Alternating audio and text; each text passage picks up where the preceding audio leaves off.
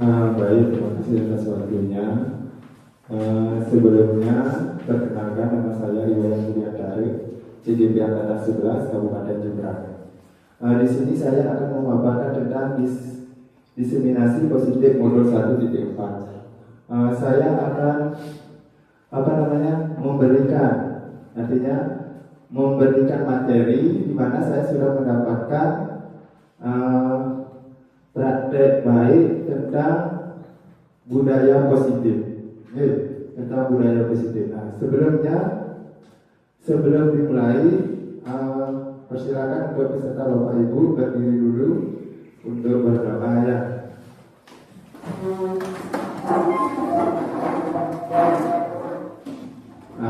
Supaya kegiatan ini berjalan dengan lancar, berdoa menurut agama dan kepercayaannya masing-masing. Berdoa mulai. Berdoa selesai. Terima kasih. Silakan untuk duduk lagi.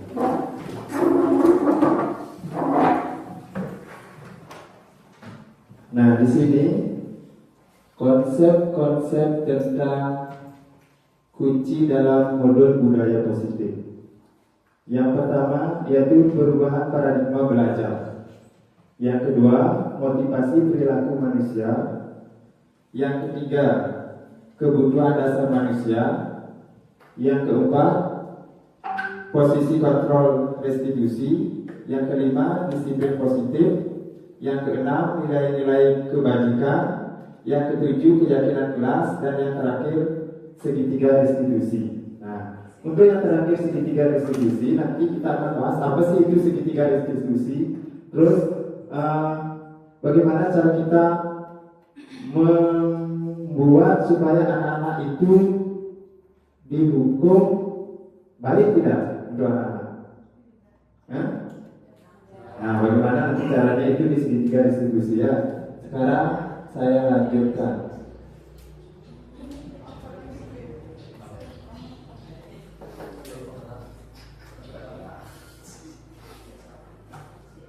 Nah, sekarang itu pembelajaran dengan paradigma baru merupakan pembelajaran yang dirancang berdasarkan prinsip pembelajaran diferensiasi.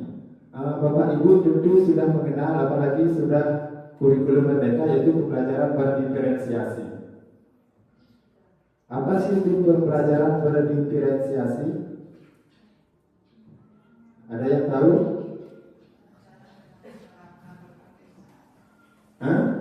Pembelajaran berdiferensiasi itu tentang minat dan bakat muridnya. Itu yang terutama yang kita lakukan, yaitu minat dan bakatnya dulu. Nah, pembelajaran berdiferensiasi itu sehingga murid belajar sesuai dengan kebutuhannya berdasarkan tahap perkembangan untuk mewujudkan profil pelajar Pancasila. Tentunya Bapak dan Ibu sudah mengenal profil pelajar Pancasila ya. Di mana profil pelajar Pancasila itu ada berapa? Yang pertama, ada yang bisa?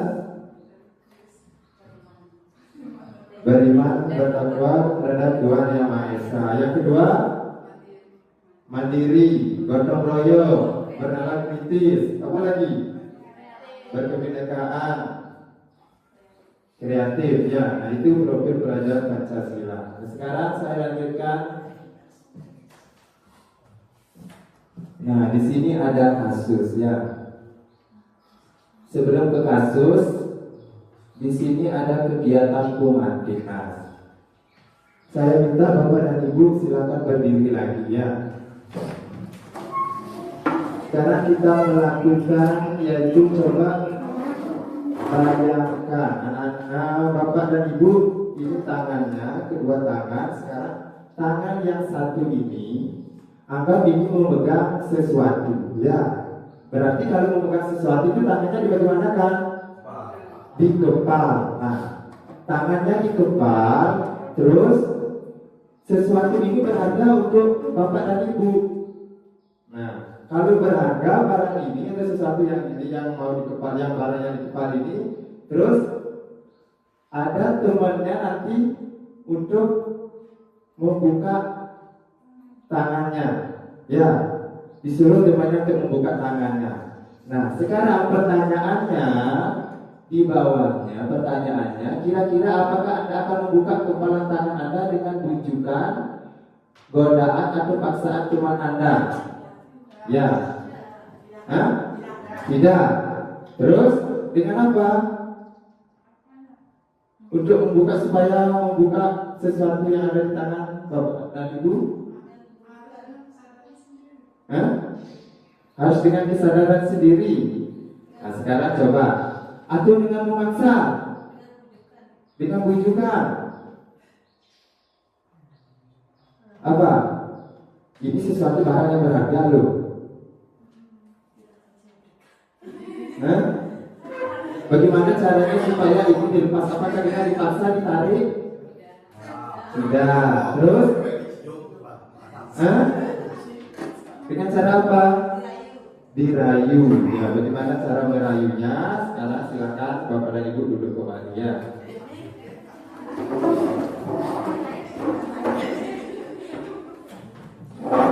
Nah sekarang saya mau meluruskan tentang miskonsepsi tentang teori kontrol, di mana ilusi guru mengontrol murid. Itu yang pertama. Ilusi bahwa kritik dan membantu rasa bersalah, membuat rasa bersalah itu mampu menguatkan karakter. Terus yang kedua, ilusi bahwa semua penguatan positif efektif itu dan bermanfaat. Habis itu ilusi bahwa orang dewasa berhak memaksa. Nah di sini ilusi bahwa orang dewasa itu berhak memaksa. Berarti Bapak dan Ibu kan dianggap sudah orang dewasa, terus memaksa kepada anak didiknya, misalnya dia punya sesuatu nih, mau diambil dengan cara paksa, berarti itu kan tidak boleh, ya. Nah sekarang pendekatannya bagaimana? Pendekatan teori kontrolnya bagaimana? Setelah mempelajari segitiga restitusi, yaitu pendekatan teori kontrolnya, yang pertama stimulus responnya dulu ya. Sebelum mengenal ke teori kontrol, pertama misalnya coba, nah realitasnya kebutuhan kita sama. Tetapi setelah kita mengenal teori kontrol, realitasnya kebutuhan kita berbeda. Itu yang pertama. Terus yang kedua, stimulus responnya. Semua orang melihat hal yang sama sebelum mengenal teori kontrol. Setelah kita mengenal teori kontrol, setiap orang memiliki gambaran yang berbeda. Nah yang ketiga, kita mencoba mengubah orang agar berpandangan sama dengan kita. Sama juga yang halnya dengan murid ya, harus sama dengan kita. Bisa tidak? Karena karakter murid dan karakter kita itu kan berbeda. Contohnya kayak padi ya, tanaman padi. Meskipun sama dikasih pupuk, dikasih air, tapi dia tidak akan berubah menjadi jagung. Tetap dia itu pak padi ya. Nah itu sama. Setelah kita mempelajari tentang teori kontrol. Yang keempat, perilaku buruk dilihat sebagai suatu kesalahan. Setiap anak kalau berperilaku buruk itu sebuah kesalahan. Benar atau tidak? Betul atau betul? Hah? Tidak. Nah setelah kita mengenal teori kontrol, semua perilaku itu memiliki tujuannya. Berarti anak-anak itu mungkin mempunyai tujuan yang berbeda. Kenapa saya begini? Kenapa saya begitu? Dia mempunyai tujuan yang berbeda. Makanya tidak boleh mengejar anak-anak itu, kamu salah, tuh ya. Nah terus orang lain bisa mengontrol saya. Setelah kita mengenal teori kontrol, hanya Anda yang bisa mengontrol diri Anda, bukan orang lain. Benar tidak? Benar. Selanjutnya, pemaksaan Anda pada saat bujukan gagal. Terus setelah mempelajari teori kontrol, kolaborasi dan konsensus menciptakan pilihan-pilihan baru. Yang terakhir, model berpikir menang atau kalah. Setelah mengenal teori kontrol, itu model berpikir menang, tetaplah menang. Ya, bisa dilanjutkan. Nah, sebelum lanjut, saya mau bertanya kepada Bapak Ibu. Tentunya karena kita dari kelas 1 sudah sampai kelas 6 sudah kurikulum merdeka, berarti sudah membuat keyakinan kelas di kelas. Ya. Nah, keyakinan kelas itu tumbuh dengan adanya budaya positif dulu ya. Nah sekarang kita akan pelajari tentang disiplin positif. Ketika mendengar kata disiplin, apa yang terbayang di benak Bapak Ibu? Disiplin.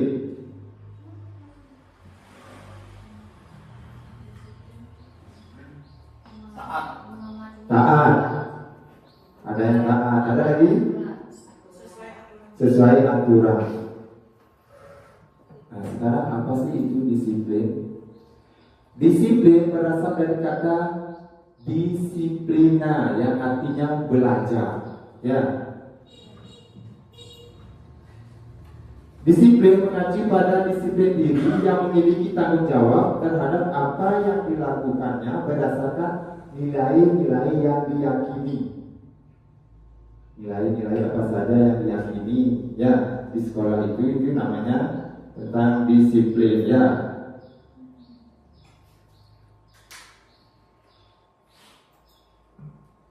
Nah sekarang disiplin positif bisa dibaca dari belakang. Ya, disiplin positif merupakan salah satu cara penerapan disiplin tanpa adanya ancaman atau hukuman dan tanpa penghargaan atau reward yang bertujuan untuk menumbuhkan kesadaran dari dalam diri. Ya, disiplin positif itu merupakan salah satu cara penerapan disiplin tanpa adanya ancaman atau hukuman. Nah, sekarang kan Bapak Ibu bisa berpikir tidak perlu menghukum murid. Ya, bagaimana sih caranya kita menghukum supaya murid itu tidak ya tidak boleh menghukum ya. Bagaimana caranya supaya dia sadar sendiri kesalahannya itu seperti apa? Kan begitu. Kita tidak langsung mengejarnya, oh kamu salah. Bagaimana caranya? Sekarang saya lanjutkan. Nah, tujuan disiplin positif ini sebagai pendidik, tujuan kita adalah menciptakan peserta didik yang memiliki disiplin diri dan memiliki motivasi intrinsik dalam perubahan perilaku ke arah yang lebih baik. Ingat, perilaku ke arah yang lebih baik sehingga perilaku mereka mengacu pada nilai-nilai kebajikan universal. Kebajikan universal itu berarti kebajikan yang bagaimana?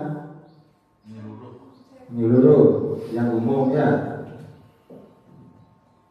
Nah, sekarang bisa dilihat nilai-nilai kebajikan. Di sini nilai yang disepakati bersama lepas dari suku bangsa, agama, bahasa maupun latar belakangnya. Yang pertama, contoh nilai kebajikan. Bisa dilihat. Yang pertama, petunjuk seumur hidup dan keterampilan hidup. Keterampilan hidup dapat dipercaya lurus hati, petunjuk hidup peduli, bekerja sama, dan berusaha. Ya. Sedangkan the seven essential virtues, empati, suara hati, kontrol diri, rasa hormat, kebaikan, toleransi, keadilan, integritas, mandiri. Dan yang terakhir yaitu proyek nilai-nilai kebajikannya apa?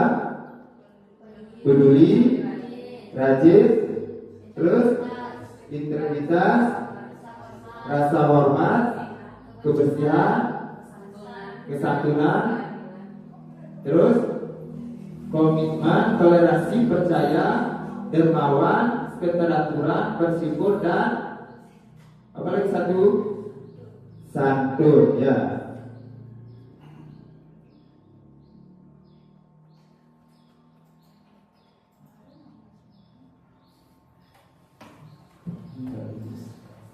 Nah, sekarang saya lanjutkan ke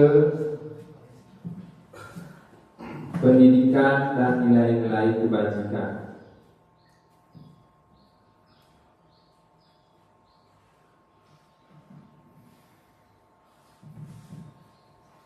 Beberapa institusi atau organisasi pendidikan tersebut telah memiliki nilai-nilai kebajikan yang diyakini dan disepakati bersama. Salah satunya adalah nilai-nilai kebajikan yang ingin dicapai oleh setiap anak Indonesia yang kita kenal dengan Profil Belajar Pancasila. Ada yang bisa nyanyikan lagu Profil Belajar Pancasila? Belajar Pancasila, beriman dan bertakwa pada Tuhan Yang Esa dan berakhlak mulia, berkebinekaan global, gotong royong mandiri, kreatif dan bernalar kritis. Itu ya. Yang tepuk tangan untuk Bapak Ibu.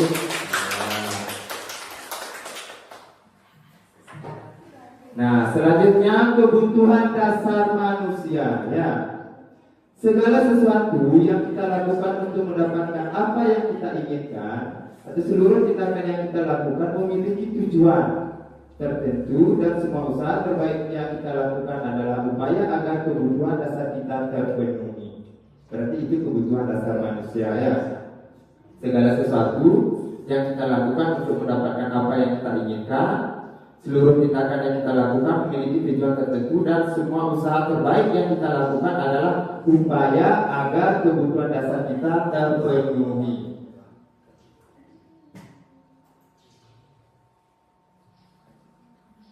Semua orang akan berusaha untuk memenuhi kebutuhannya dengan berbagai cara. Bila mereka tidak bisa mendapatkan kebutuhannya dengan cara yang positif, mereka akan mencoba mendapatkannya dengan cara yang negatif. Benar atau tidak? Betul atau betul? Betul, ya. Nah, sekarang apa saja sih 5 kebutuhan dasar manusia itu? Yang pertama, bertahan hidup. Pasti ya, kalau kita hidup pasti harus bertahan hidup. Yang kedua, kasih sayang dan rasa diterima. Yang ketiga, penguasaan. Yang keempat, kebebasan. Pasti Bapak Ibu ingin bebas ya? Ya, ingin. Terus yang terakhir, kesenangan.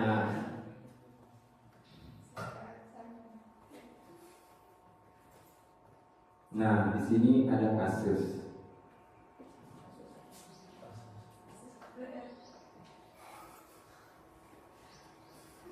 Coba diperhatikan. Tahun ini Dimas genap berusia 17 tahun.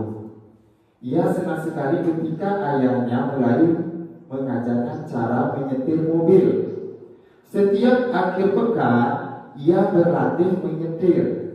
Ia terlihat senang sekali berlatih sampai akhirnya ia bisa menyetir mobil dengan baik dan lancar. Ketika ibunya bertanya pada Dimas, apa yang membuat dia ingin bisa menyetir mobil?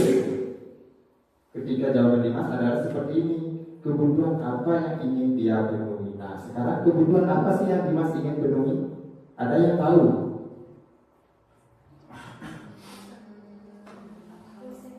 Yang pertama, kebutuhan yang ingin dia penuhi, aku merasa bangga dan keren karena dia bisa menyetir mobil. Bangga dia dan keren ya, bisa menyetir mobil. Terus kebutuhan apa itu? Penguasaan. Kita lumayan ya, penguasaan. Terus yang kedua, aku senang bisa pergi ke tempat-tempat yang aku sukai karena dia bisa menyetir. Berarti apa? Hah? Kebebasan, ya. Kebebasan, ya. Bebas pergi kemana saja karena sudah bisa menyetir sendiri, tidak perlu menunggu driver, ya. Nah, sekarang motivasi dan perilaku manusia.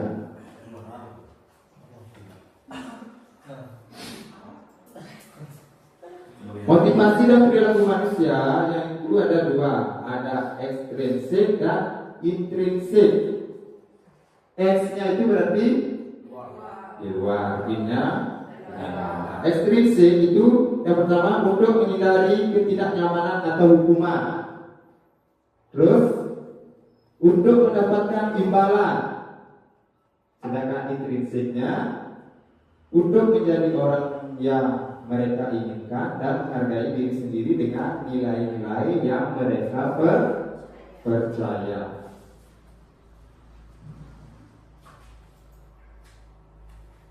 Nah, sekarang Bapak Ibu bisa lihat Konsep disiplin dengan identitas gagal. Berarti kalau kita melakukan ini di sekolah, otomatis dikatakan identitas kita gagal. Ada hukuman dan ada penghargaan. Hukumannya misalnya bersifat tidak terencana atau tiba-tiba, itu sudah pasti. Bisa berupa fisik maupun psikis. Terus murid merasa tersakiti. Benar tidak kalau dihukum muridnya? Nah, kalau tidak dihukum, diberi penghargaan. Misalnya kalau diberi penghargaan, hanya efektif dalam jangka waktu pendek. Pada saat itu aja diberi penghargaan. Pada saat itu dia merasa senang. Terus dapat merusak hubungan, mengurangi ketepatan dan menurunkan kualitas mematikan. Nah, itu konsep disiplin dengan identitas gagal. Nah, sekarang bagaimana kalau konsep disiplin dengan identitas sukses?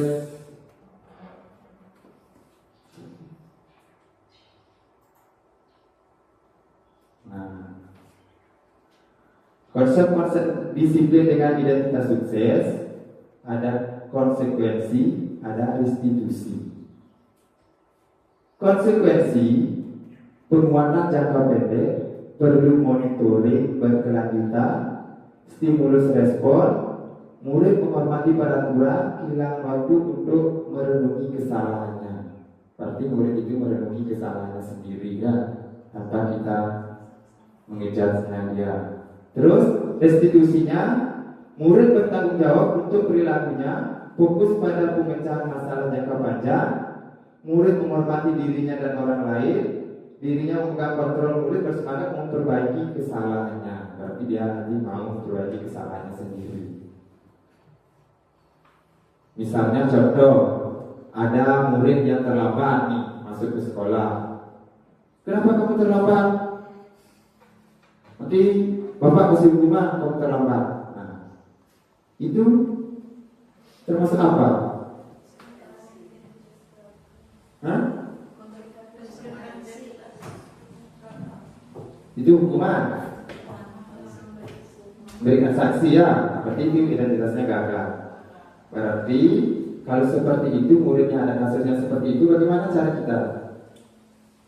Kita dekati dulu, kita panggil, lalu kita tanyakan. Ya. Nah, itu nanti kelanjutannya ya, sebelum sampai ke sana.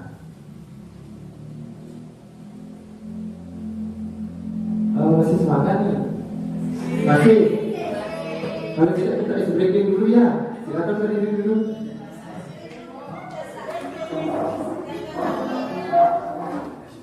Terus semangat ya. Kalau saya bilang semangat satu, gimana? Semangat satu, semangat dua, semangat tiga, ha, ya semangat 1, 2, 3, ha, bisa? Ayo semangat ya. Semangat 1, semangat 2, semangat 3, ha. Semangat 1, 2, 3.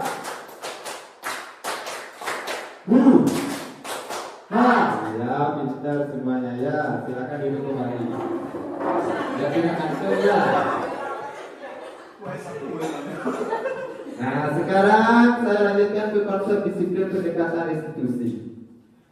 Restitusi adalah proses menciptakan kondisi bagi murid untuk memperbaiki kesalahan mereka. Saya tuliskan dulu ya.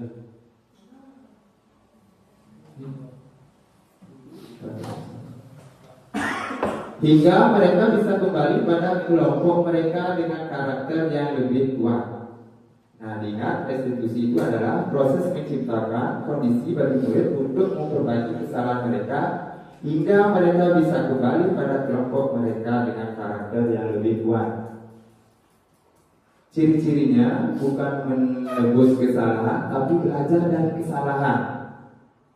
Memperbaiki hubungan, tawaran bukan paksaan, ya, tawaran bukan paksaan, menuntut untuk melihat ke dalam diri, mencari kebutuhan dasar yang mendasari tindakan, fokus pada karakter bukan tindakan, fokus pada solusi. Itu tentang restitusi. Nah, sekarang kita akan belajar tentang hukuman, konsekuensi, dan restitusi. Ini kasusnya, murid terlambat masuk ke kelas. Pernah tidak anak didik bapak ibu terlambat masuk ke kelas? Pernah. Nah, coba dilihat. Kalau hukuman, guru menghukum murid tersebut dengan berdiri di depan kelas atau tidak boleh masuk kelas. Itu hukuman. Konsekuensinya, guru memberikan konsekuensi dengan mengambil jam istirahat untuk mengerjakan tugas, menggantikan keterlambatannya. Sekarang restitusinya bagaimana? Guru bertanya tentang keyakinan kelas yang telah dibuang. Kita kan sudah membuat keyakinan kelas nih di kelas. Menanyakan apa penyebab terlambat, membantu menyelesaikan masalahnya, dan siswa menghormati guru dan teman yang lainnya. Ya, itu restitusi.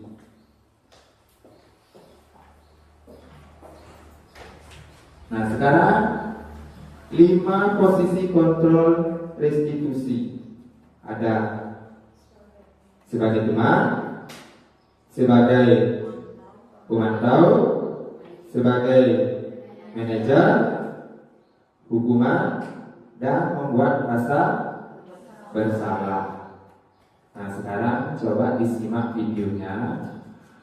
Saya minta Bapak dan Ibu itu termasuk apa sih hukuman atau teman atau manajer atau membuat rasa bersalah. Nih, perhatikan videonya dan didengarkan dengan seksama.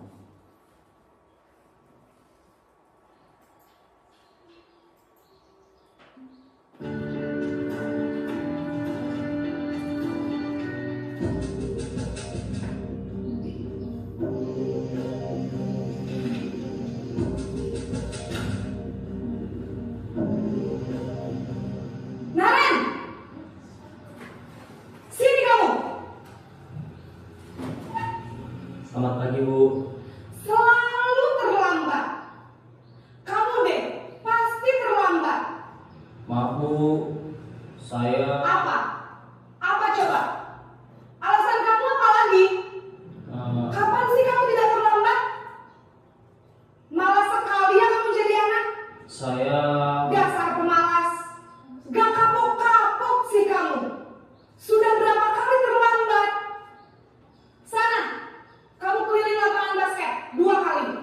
Kenapa saya harus keliling lapangan basket, Bu? Kenapa? Kamu melawan ibu? Berani-beraninya jawab. Sudah terlambat, masih berani jawab enggak? Sekarang, keliling lapangan basket 5 kali sekalian. Biar kapok. Cepat. Pergi sana ke lapangan basket.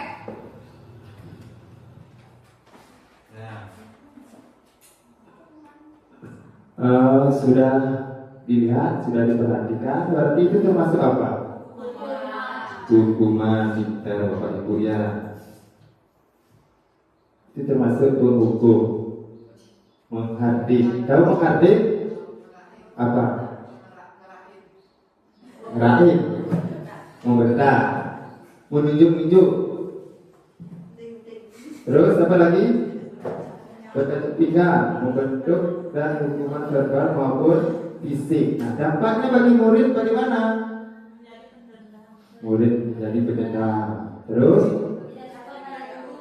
tidak menyukai guru atau pelajaran yang diampu ya. Aduh, penghukum berarti. Jadi Bapak Ibu sudah mengerti ya. Bisa dilanjutkan?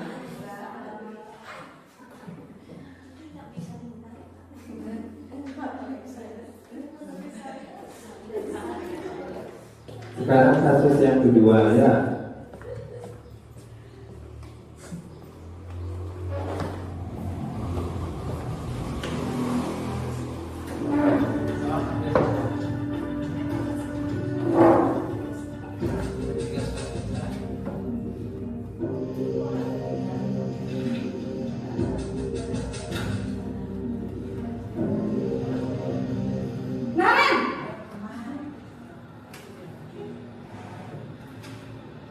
Selamat pagi, Bu. Naren, kamu kenapa terlambat lagi, nak? Ya Tuhan, Naren, kamu senang ya bikin ibu susah ya? Kalau kamu terlambat lagi, nanti ibu yang ditegur bapak kepala sekolah, nak. Disangka ibu tidak bisa membina kamu. Duh, gimana ini? Maaf, Bu. Duh, Gusti Naren, kamu suka ya kalau ibu ditegur bapak kepala sekolah? Terus, sekarang ibu harus tulis apa yang di buku absen? Ini kamu sudah sering terlambat loh. Ibu harus apa coba? Maaf, Bu. Maaf sekali. Ya sudah, lain kali jangan bikin ibu susah lagi ya, nak ya. Ibu tidak akan kuat lagi kalau kamu begini terus. Bisa jantungan kalau ibu tegur bapak kepala sekolah. Sana cepat ke kelas. Maaf ya, Bu. Maaf sekali. Sudah, itu kasus yang kedua. Itu termasuk apa? Hah? Bisa ditulis di gininya, nanti saya minta salah satu dari bapak atau ibu, kalau membuat rasa bersalah bagaimana, kalau hukuman bagaimana. Coba, tadi katanya ada yang membuat rasa bersalah. Ada.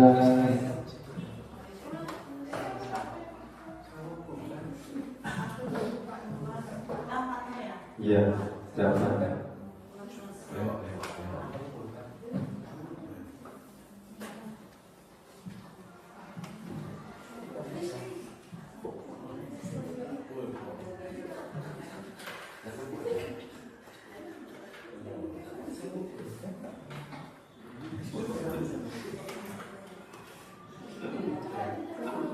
Sambil didiskusikan boleh ya.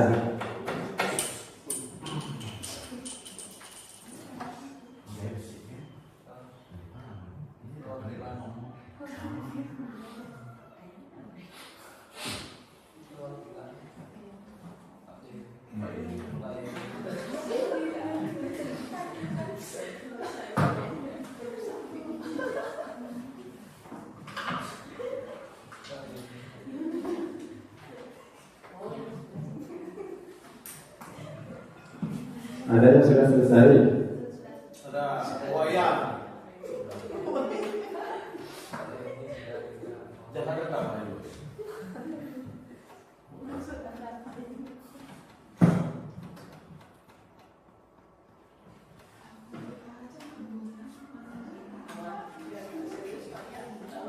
Ya, ya. Siapa yang sudah? Ya, coba kepada.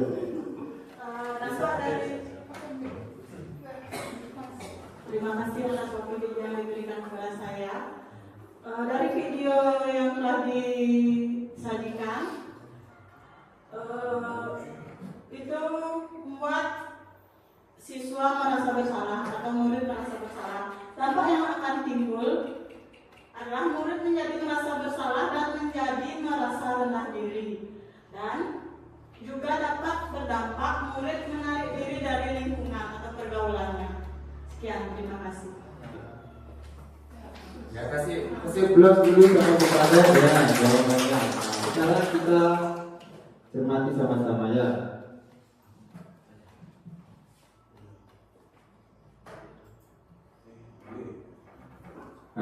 Ya, berarti benar tadi jawabannya Bukada, yaitu membuat merasa bersalah, di mana suara melembut, tenang, namun kata-katanya menyalahkan murid. Meskipun suaranya lembut, tenang, tapi kata-katanya menyalahkan murid. Ya, menyatakan bahwa kesalahan ada pada murid dengan membuat seolah-olah guru itu menderita. Nah, apa dampaknya? Dampaknya murid merasa bersalah.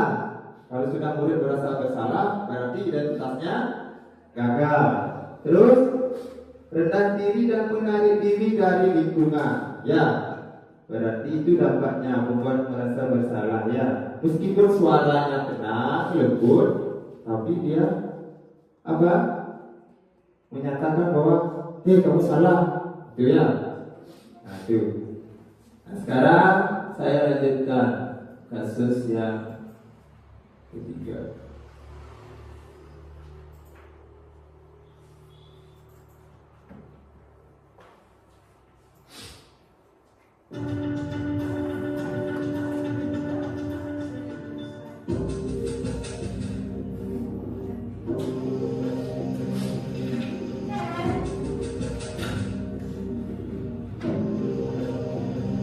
Naren,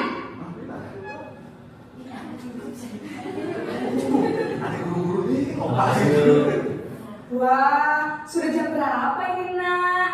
Terlambat lagi ya sayang. Iya bu, habis ibu saya lupa bangunkan saya bu. Kamu malah menyalahkan ibu kamu. Kamu bukannya anak yang larinya paling kencang. Kok terlambat sih? Iya bu, saya memang terlambat bangun tadi. Jadi biarpun saya lari kencang, tetap gak kekejar bu. Ya sudah sana. Nanti lain kali larinya lebih kencang lagi ya. Biar gak terlambat lagi. Bikin senang ibu demi ibu. Bisa kan? Bisa lah bu. Ya sudah sana masuk kelas. Ibu beresin urusan absen kamu. Kamu ini ada-ada saja. Sudah. Nah sekarang saya minta lagi diskusikan. Berarti itu posisi sebagai apa? Coba tulis dulu ya. Siapa tahu ada jawabannya yang berbeda.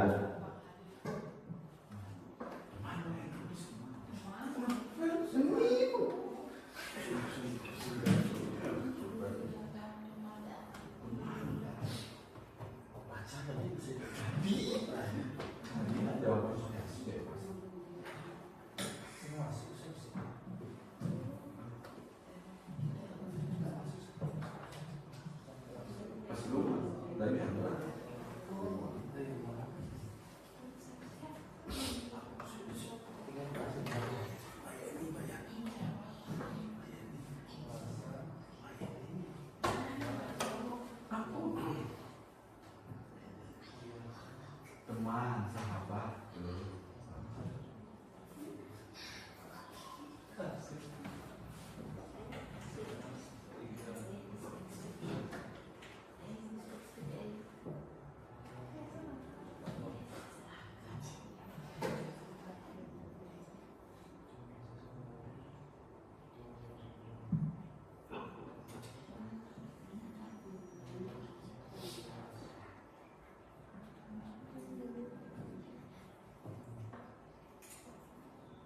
Ada yang sudah? Atau masih berdiskusi? Ya, silakan.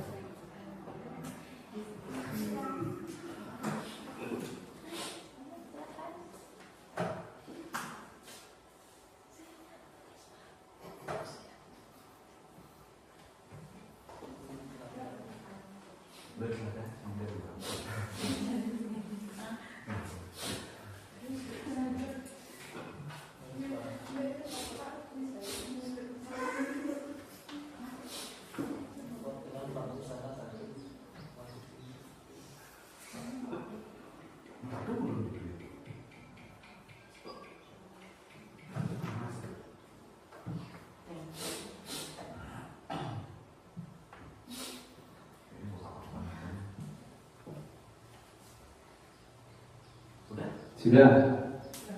Ada yang bisa membantu saya? Ya, silakan Bu Susi. Baik, terima kasih atas kesempatannya. Dari video yang saya simak tadi itu di posisi guru sebagai teman. Jadi dampak yang bisa ditimbulkan adalah murid menjadi tidak mandiri dan tidak bisa berpikir untuk dirinya sendiri, dan dia siswa juga cenderung berperilaku baik pada orang tertentu saja. Ya. Baik, terima kasih. Kasih kelas sama Terima kasih ya Bu Susi. Benar sekali tadi jawaban Bu Susi. Itu posisinya sebagai teman ya. Tadi kan Bapak Ibu sudah menyimak videonya ya. Ya, Bu ya. Suara guru akan ramah, cenderung bersenda gurau untuk menghangatkan suasana. Murid akan merasa senang, ramah dan akrab dengan guru. Nah, dampaknya murid menjadi ketergantungan kepada satu orang. Ya, hanya pada guru itu saja. Ya, itu dampaknya. Terus yang kedua, tidak mandiri dan tidak bisa berpikir untuk dirinya sendiri. Terus yang ketiga dampaknya, murid hanya berperilaku baik kepada orang-orang tertentu saja. Ya, karena itu posisinya sebagai teman. Maka teman yang baik itu aja yang diingini. Ya, berarti itu dampaknya ada 3 ya. Nah sekarang bisa saya lanjutkan? Nah, kayaknya sudah mau pulang ya. Lagi sedikit ya.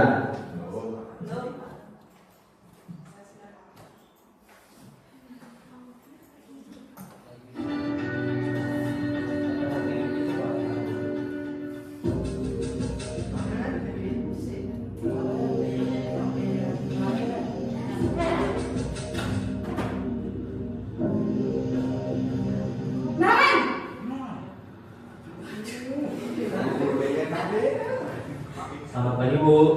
Naren, apa peraturan sekolah kita tentang jam berapa kita harus masuk sekolah, Nak?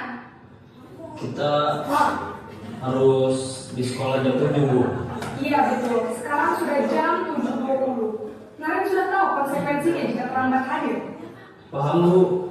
Saya harus tinggal kelas pas jam istirahat selama 20 menit.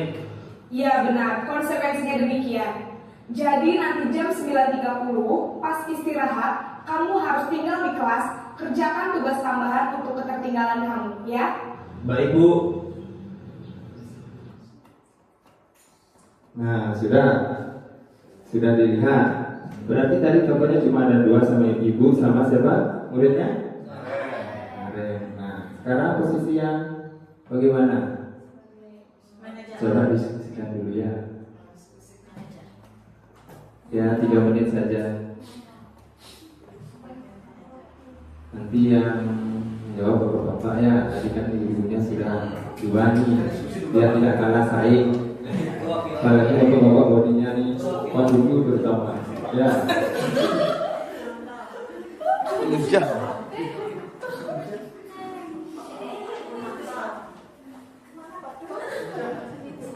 Langsung kencing Pak Bodinya ya.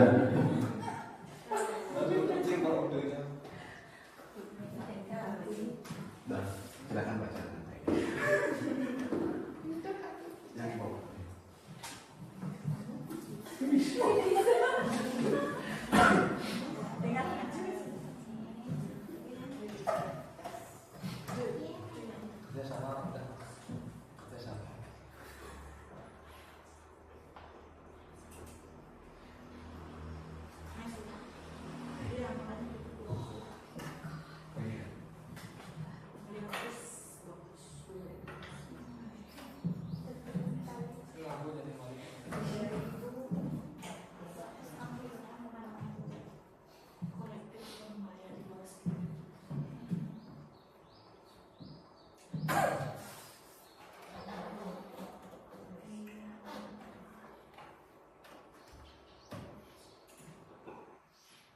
Ada yang sudah?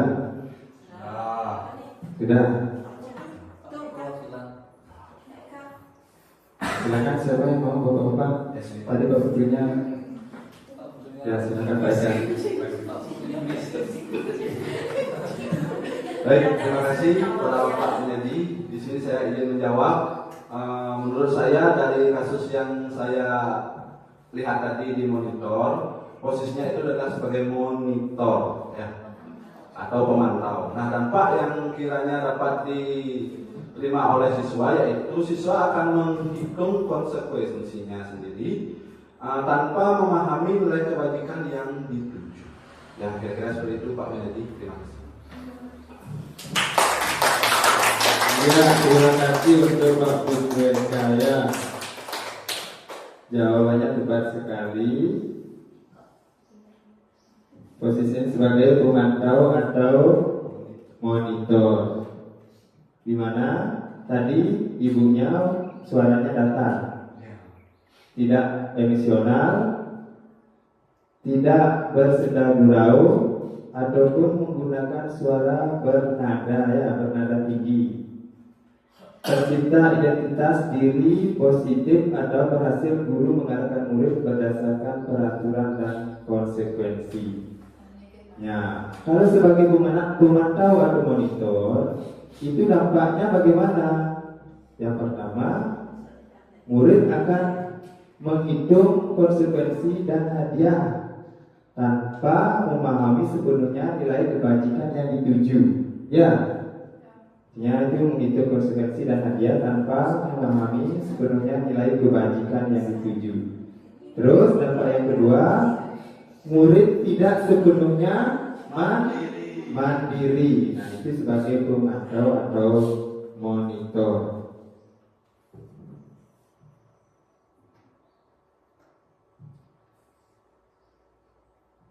Nah, bisa dilanjutkan? Bisa. Ada lagi yang mau ke belakang nih? Tidak. Lanjut ya.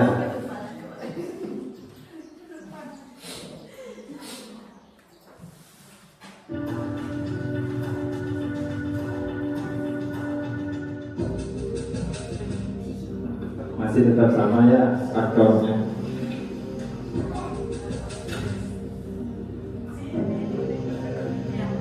Naren!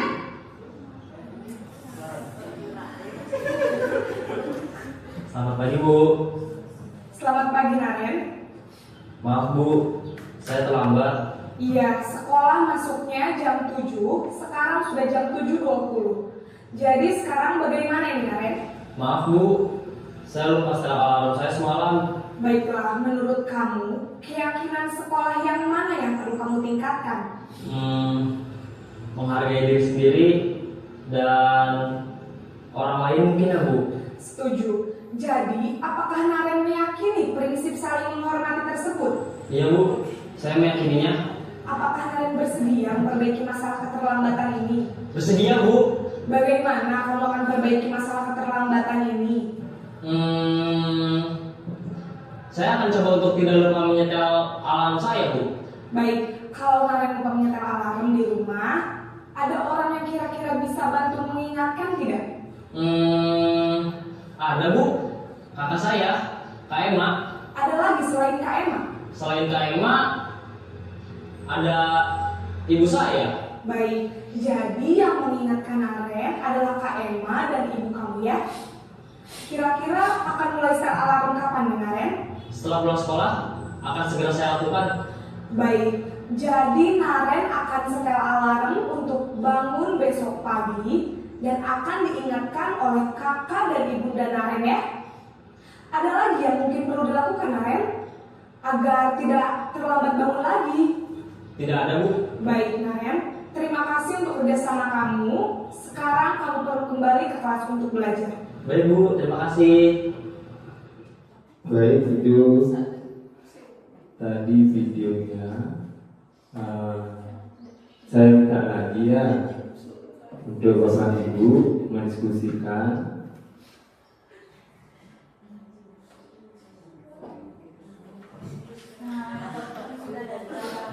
Oh iya, nanti silakan dulu. Kenapa? Sakit perut. Sakit perut. Iya, tidak apa-apa ya. Wajar kalau silakan karena ini sudah mau jam buka.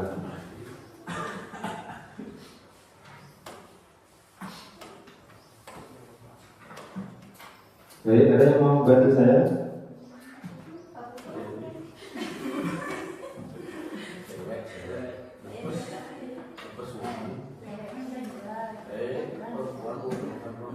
Oh, silakan Bu Yeni. Ya. Baik, terima kasih atas kesempatan yang diberikan.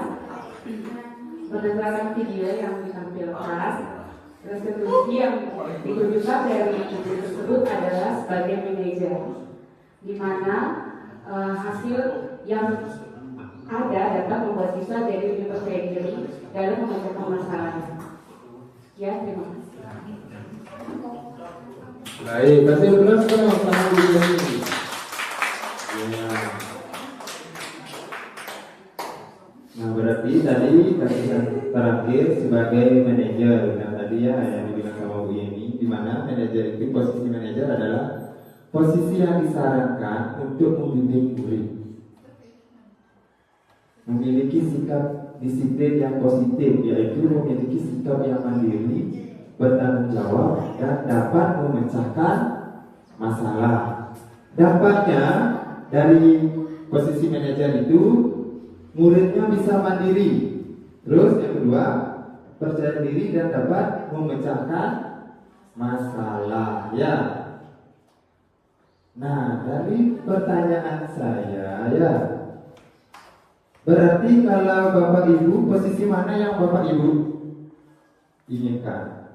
Dari yang jelas manajer ya, karena manajer itu adalah posisi yang disarankan untuk membimbing murid. Nah, bisa dilanjutkan? Bisa.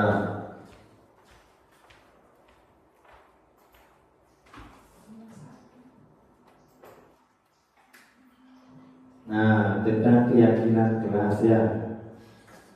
Bapak Ibu tentunya sudah membuat keyakinan kelas. Keyakinan kelas 5 ya. Dimana karena kita sudah kurikulum merdeka dari kelas 1 sampai kelas 6, berarti keyakinan kelas itu dibuat di mana? Di dalam kelas. Berarti apa sih bedanya keyakinan kelas sama peraturan kelas?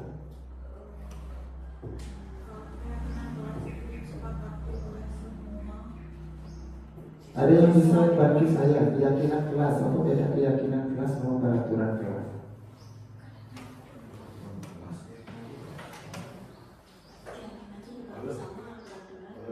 Kalau keyakinan itu dibuat bersama, sedangkan peraturan dibuat sendiri, gitu. Gimana?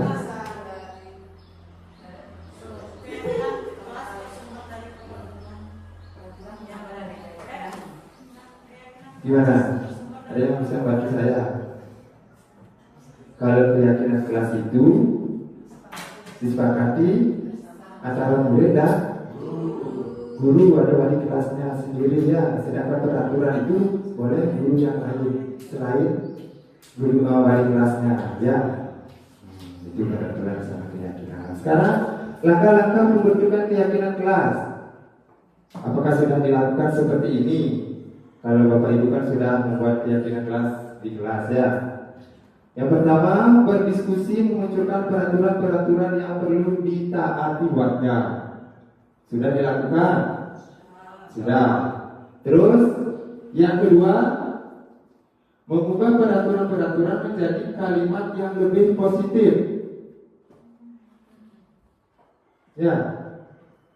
Bisa tidak dirubah? Bisa. Terus yang ketiga, mengubah peraturan menjadi nilai-nilai kebajikan atau keyakinan kelas. Nilai-nilai kebajikan ya. Itu harus ada pada saat pembuatan keyakinan kelas. Terus yang keempat, berdiskusi mengenai gambaran perilaku yang mencerminkan keyakinan kelas. Terus yang terakhir, meninjau ulang keyakinan kelas yang kemudian dipublikasikan. Apakah sudah dilakukan seperti langkah-langkah pembentukan keyakinan kelas yang ada di depan? Sudah ya, karena semuanya sudah kurikulum merdeka. Bisa saya lanjutkan? Bisa ya. Itu tentang keyakinan kelas ya, langkah-langkah membuat keyakinan kelas. Nah, sekarang di materi yang terakhir tentang segitiga restitusi ya.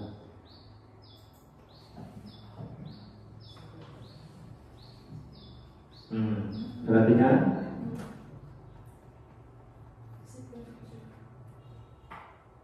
Berarti kalau segitiga restitusi itu dari mana dia dulu? Apakah dari sini ke sini baru ke sini, atau dari sini ke sini baru ke sini? Coba ini dulu diperhatikan kata.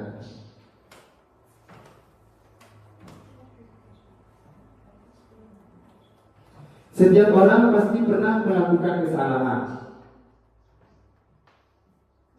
Kamu tentu punya alasan mengapa melakukan itu. Terus keyakinan kelas apa yang telah kita sepakati. Berarti kalau ada siswanya yang bermasalah, pertanyaan yang muncul yang pertama itu apa dulu? Hah?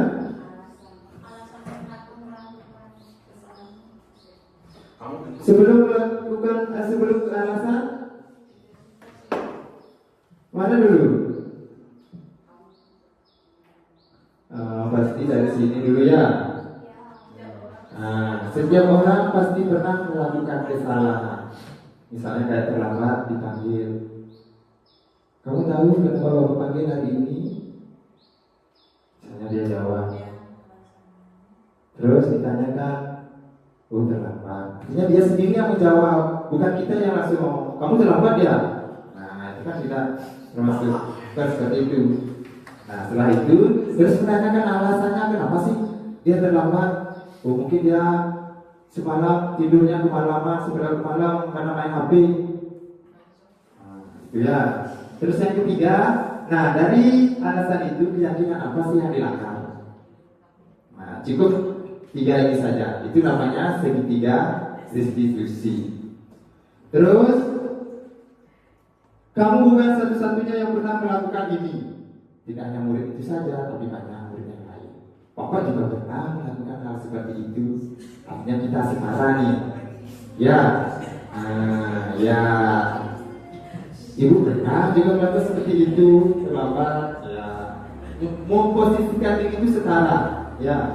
Terus alasannya, adakah cara yang lebih efektif untuk mendapatkan apa yang kamu butuhkan?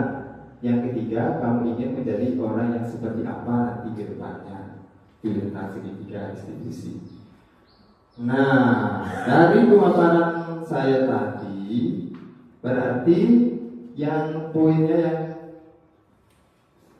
Bapak dan Ibu dapat itu tentang apa?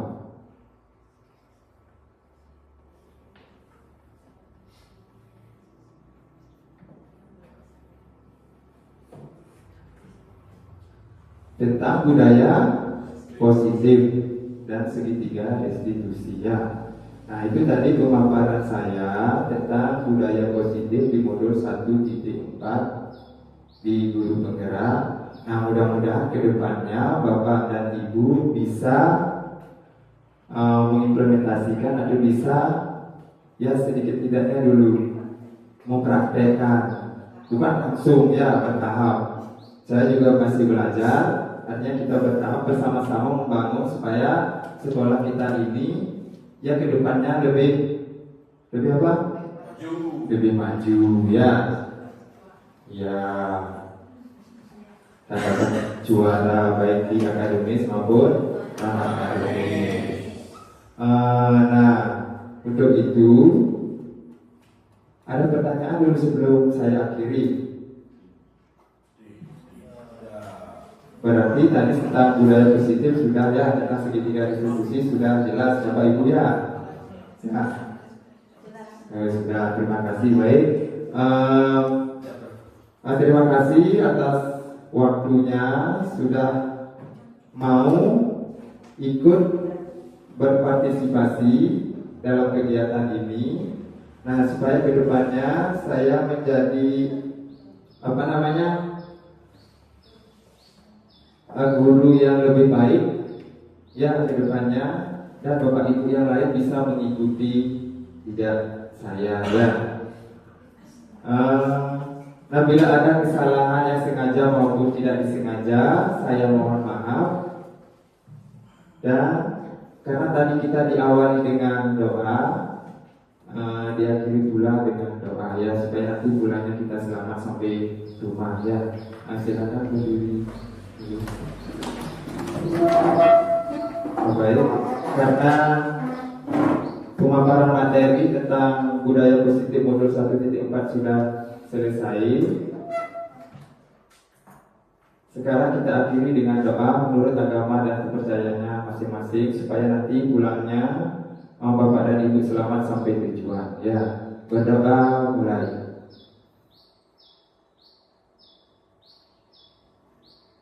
Berdoa selesai. Terima kasih.